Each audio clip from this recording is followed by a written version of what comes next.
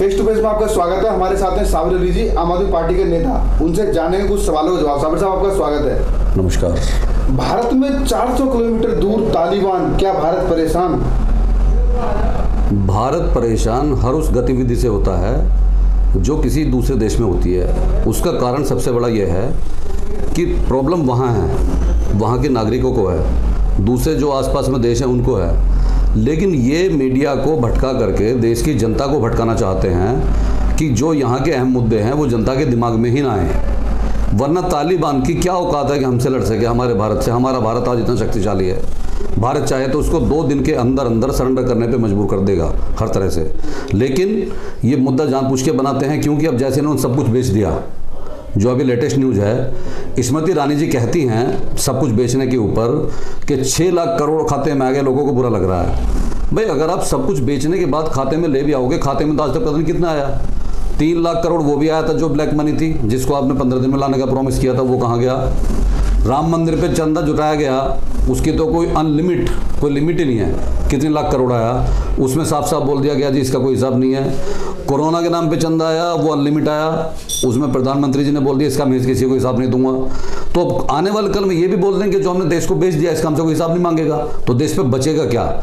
इसके बाद उम्मीद है वैसे तो दूसरी सरकार को आने नहीं देंगे, आगे आने वाले टाइम में शायद इलेक्शन भी ना हो या ऐसे अपनी सरकार बना लें। बाय द वे कोई सरकार आ गई तो फिर उससे पूछा जाएगा देश के पास क्या है, तब तक सब कुछ बिक चुका होगा। इन्होंने क्या छोड़ा है? जो 2-4 चीज़ें बची थी अब उनको भी बेचने जा रहे हैं। और स्मृति ईरानी बड़ी शान से बोल रही है, मैंने देखा न्यूज़ में कि जी 6 लाख करोड़ रुपए अकाउंट में आएगा। लोगों को बुरा लग रहा है, राहुल जी को बुरा लग रहा है। भाई बुरा इसलिए लग रहा है कि संपत्ति को बेच करके आप पैसा लेके आ रहे हो, जबकि हमारे यहाँ का टैक्स का पैसा ही इतना है कि यदि ईमानदारी से देश पे खर्च किया जाए तो 25% भी खर्च नहीं होगा। हमारा देश गरीब नहीं है, गरीब नेताओं ने बना रखा है। और ख़ास तौर पे जो लूटमार अब चल रही है इसका तो भगवान ही मालिक है क्या हुआ जी। भारत में रहते हुए तालिबान समर्थकों के बारे में आपकी क्या राय है? देखिए, पहली बात तो यह है कि जो भारत में रहता है और भारतीय कहलाता है वो किसी देश का समर्थन कर ही नहीं सकता। वो पक्का भारतीय होगा जो दूसरे के लिए एलिगेशन लगाने से पहले वो अपनी तरफ झांक ले। मुझे ये बताइए, बीजेपी किस देश का नाम नहीं लेती है? उसके लिए तो सब कुछ संविधान के दायरे में आता है, सब कुछ देश हित में होता है। और दूसरी पार्टी का अपोजिशन का, इसका हिंदू मुस्लिम से मतलब नहीं है। किसी भी अपोजिशन पार्टी के बंदे ने अगर कुछ किसी देश के बारे में बोल दिया, तुरंत उसको देश विरोधी बोल देते हैं। तो ये कौन सा संविधान है जी कि उन्हीं के लिए तो देशभक्ति है, और वही वर्ड दूसरे के लिए देशभक्ति नहीं गद्दारी कहलाता है। देश में रहते हुए मैं नहीं समझता कोई भी ऐसा नागरिक होगा जो अपने भारत को छोड़ करके दूसरे देश के झंडा उठाएगा या दूसरे देश के बारे में तारीफ करेगा। मैं नहीं समझता वो भारतीय होगा। अगर ऐसा कोई करता है तो वो भारतीय नहीं है जी। जो तालिबान का समर्थक करता है, आतंकवादी तालिबान का, वो भारतीय नहीं है, बिल्कुल नहीं है जी। क्या मैसेज देना चाहेंगे आप इनको? मैं देश की जनता को बार बार एक ही मैसेज देना चाहता हूं कि हमारे देश के युवा अब काफ़ी हद तक पढ़ लिख गए हैं, वो सच्चाई को जानना चाहते हैं और जानते भी हैं।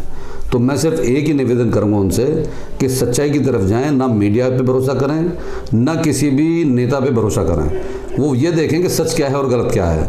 अब जैसे पहले हिंदू मुस्लिम राइट हुआ दिल्ली में, उसके तुरंत बाद जैसे कोरोना आया तो वो चालू हो गया। इसके बाद पाकिस्तान, जब कुछ नहीं मिलता तो पाकिस्तान पाकिस्तान चिल्लाते हैं। भाई पाकिस्तान अपने घर में क्या बनाता, क्या खाता, हमें क्या मतलब?